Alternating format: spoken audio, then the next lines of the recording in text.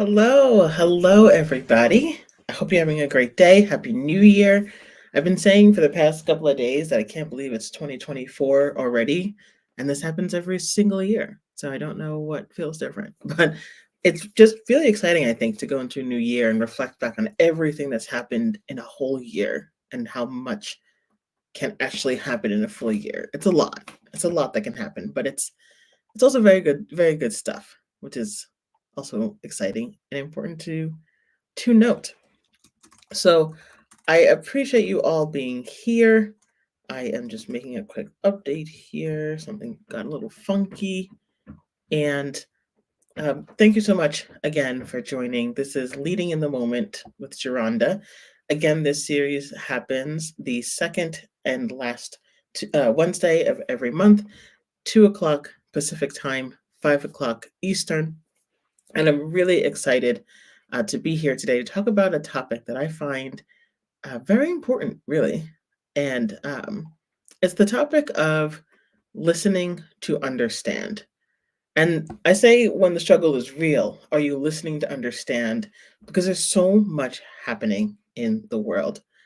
And before I get to that, I just want to give you a brief update with um, LinkedIn Live. This session is a LinkedIn Live session, and I'm talking about leading in the moment, where I dive into critical topics that surround impacts in workplace culture and the correlation between leadership and psychological safety, and how it can influence teams, it can make more teams be successful, conducive teams, many different benefits that come from that. And it can be tricky to do and achieve, but with the right mindset, with the right resources, with the right tools, you can absolutely get there.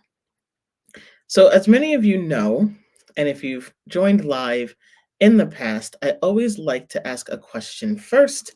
I don't like to just jump into the topic because one, I want us to get to know each other. I want to get to know you, and I want to just make sure that we kind of ease into the topic as opposed to just jumping right in. So, I have a question of the day, and my question of the day to you is, how did you celebrate bringing in the new year? What did you do to celebrate? For me, I know what I did was I was home. We don't usually like to go out during New Year's Eve. There's just so much going on. I've done the New Year's Eve in New York City. That is a one-time only thing because I was trapped in the middle of millions of people without having access to go to the bathroom. So that was fun for hours, but it was a good experience. So I'm glad I did it. But it's just one-time thing. But for me, we stayed home. What we like to do is we like to go on YouTube and watch how different countries ring in the new year, because it happens, of course, at different times throughout the year. And it's just so cool to see. Like, Bangkok had an amazing fireworks show, and their building was beautiful, and Australia had an, it's just so cool. So, what I would say, what I advise is next year, look into those types of things. We also just ate some food. I was struggling to stay up till midnight. I think we both were. But once it passed midnight, we stayed up a little bit longer, actually, which I was very surprised. I think my body was just like, stay awake, because I normally go to bed around 10 o'clock. But anyway, I digress. It was a really fun time to ring in the new year, and I took some time even beforehand to start to reflect on some of the things I did in 2023, which was super cool and super fun. All right, getting into this topic. So when the struggle is real, are you listening to understand?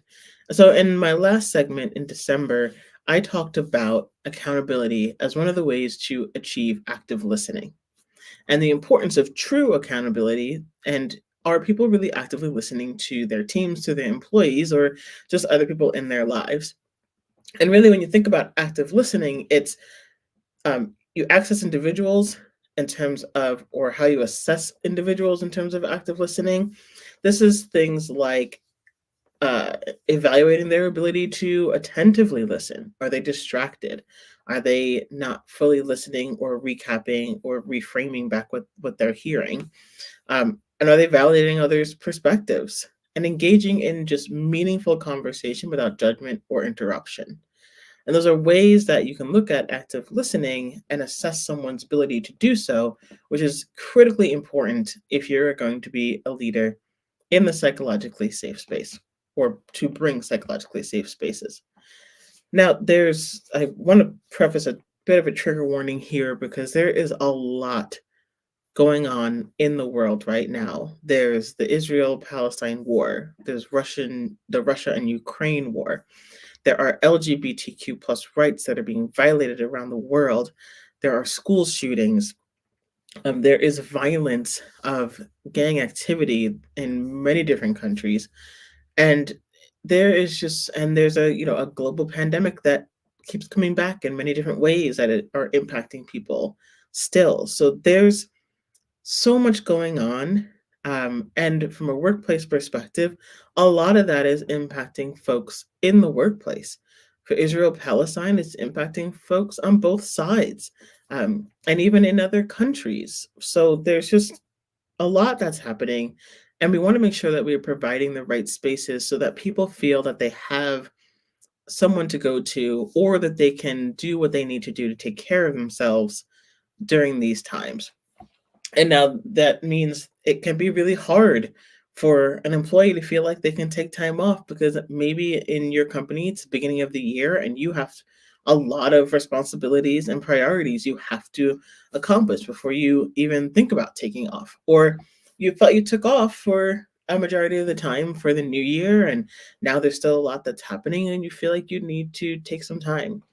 And this doesn't always just have to do about this doesn't always have to do with the impact that global events may have on people.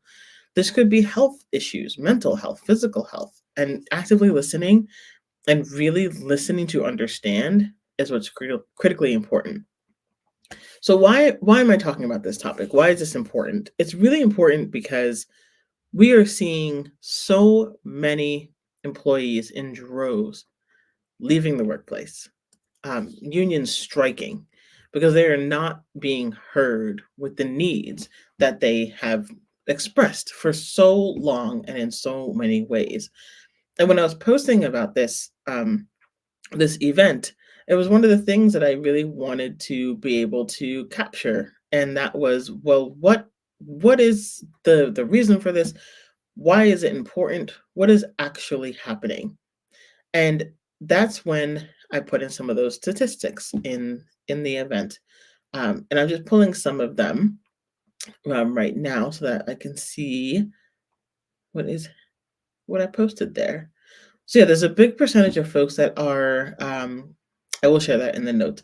But there's a big percentage of folks that are leaving their companies, striking against their companies. There are people who are being laid off and they weren't heard in terms of, well, are there any other ways that we can go about doing this? But when you think about active listening, you think about, okay, well, leaders do have a lot of pressure, employees have a lot of pressure, CEOs and executive teams have a lot of pressure. There's so much pressure to do the right thing. But also, are you really listening? So, why is it so difficult to actively listen? It can be actually really hard. And the reason for that is because we confuse understanding with agreeing, um, and we confuse agreeing with liking. So if we are trying to listen to understand someone, it feels like we almost have to push our own experiences and stories aside and agree with what's happening, especially if somebody is um, of a higher status, if somebody falls higher in the hierarchy. It can be really hard to want to understand and you might just be more agreeable and feel like you can't have a different opinion. Or sometimes we don't want to be disliked, so we just think that our ability to really understand somebody is to agree with them so that it shows we like them, or that it shows that they should like us because we're agreeing with them, so they must be able to trust us. And there's a right and wrong way of capturing and doing that. But what's most important is understanding why it's so hard. But we can actually remove those types of things. We can remove the confusion of just understanding with agreeing and being agreeable. And we can also remove the confusion of agreeing for likability. Because when you can disagree, but you can be empathetic with somebody. You can absolutely disagree and be empathetic, and you can also disagree, and somebody might think that they're completely wrong, and you can still like them. You may not agree with anything that they're saying. You're like, "Oh, this person's way off base," but I really like this person, and I appreciate them sharing this information with me. And you can honestly deeply understand the person and still have different opinions, and that's okay. And when it comes to leaders wanting to understand and employees wanting to understand, there is that conflict of, I don't want to cause issues, I don't want to cause conflict, I don't want to say the wrong thing, I don't want to mess up in this space. And with everything that's going on, how do you actually do this? How can you listen to understand? Well, there's three ways. So you're welcome in advance. So how do you do this is, number one, you definitely want to make sure that you say something like, I want to make sure that I understand your perspective. And by understanding somebody's story, that doesn't mean that you're giving up your own story.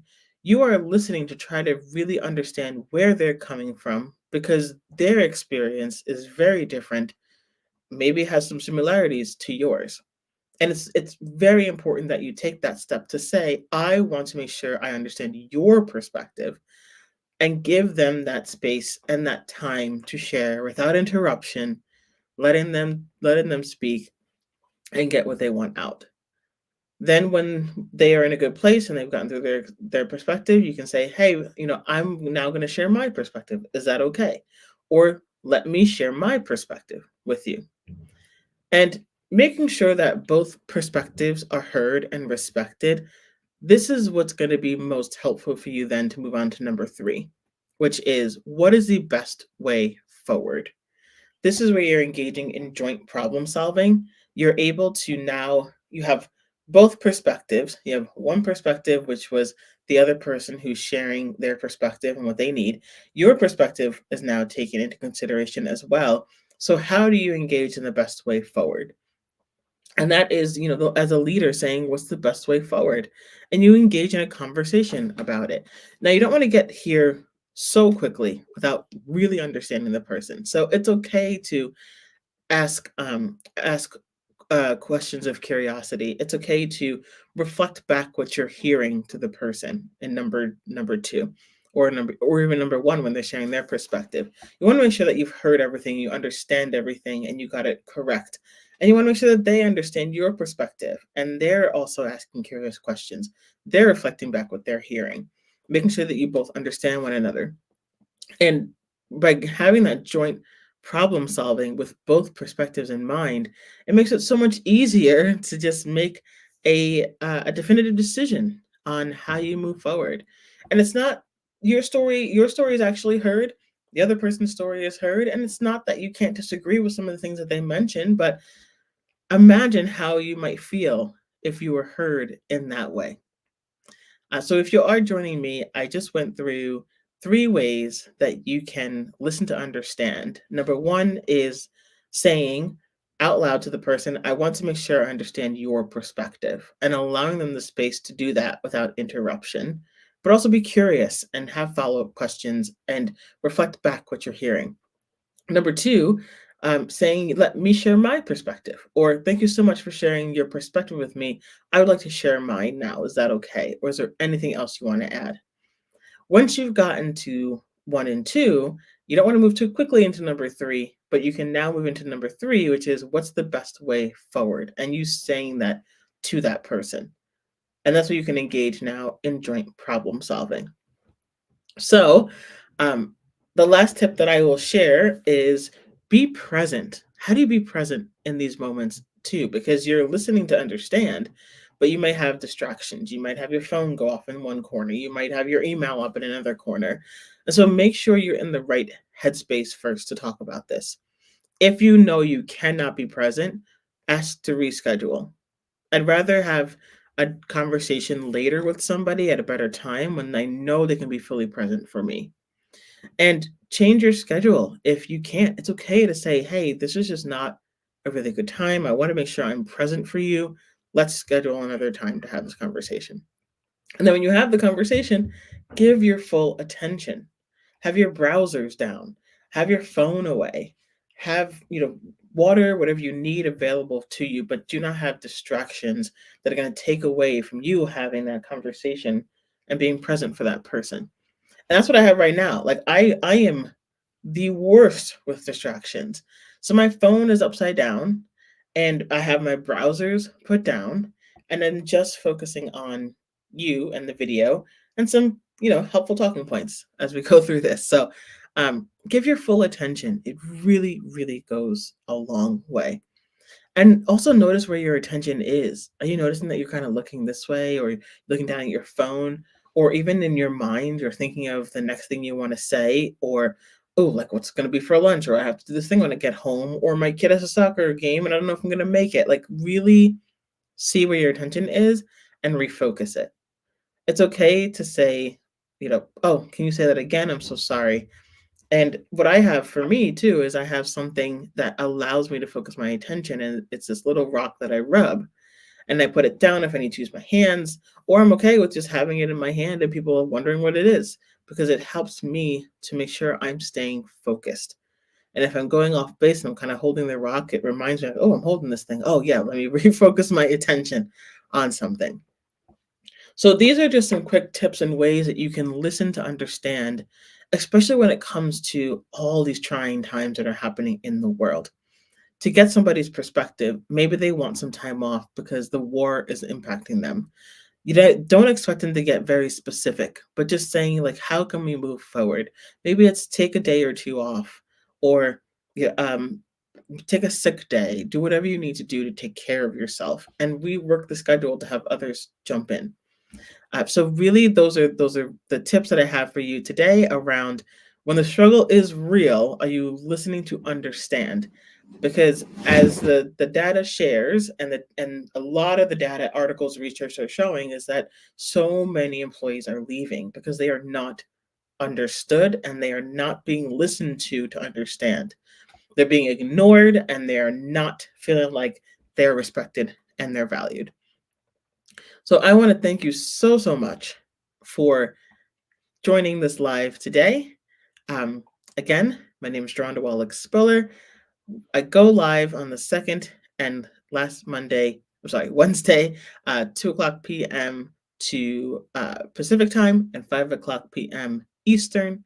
And the next leading in a moment that's going to come up is going to be on actually the 24th, not the 17th.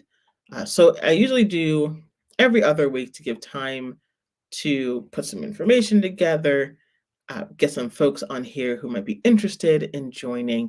So I do that a little bit differently. So it's actually the 24th, and I'll post about it as well. Also, be on the lookout because I'm going to post about a newsletter that I'm going to be pulling together. It's going to be a monthly newsletter that I'm going to be sharing out to those who listen and who follow Leading in the Moment. And it's actually going to be called Courageously Inclusive Leadership. And I'm very excited about it because I'm going to take a lot of these different tips that I share and put it in a newsletter. So I hope that you will subscribe to that. For our next Leading in the Moment, I really am going to work to get somebody to join and have the conversation with me. Because I always love to hear different perspectives and ways that psychological safety is being brought across many different industries, many organizations. There might be some vulnerability where, we're asking leaders to share moments where they feel like they might have hesitated or felt like they weren't comfortable in bringing psychological safety. And maybe they are just uncertain in certain situations, and we can work through it together because we like to lead in the moment. So I will see you next time on the 24th of January. You know where to find me, either Facebook, LinkedIn, or YouTube. And with that, I will say have a great evening, Happy New Year, and we will talk soon.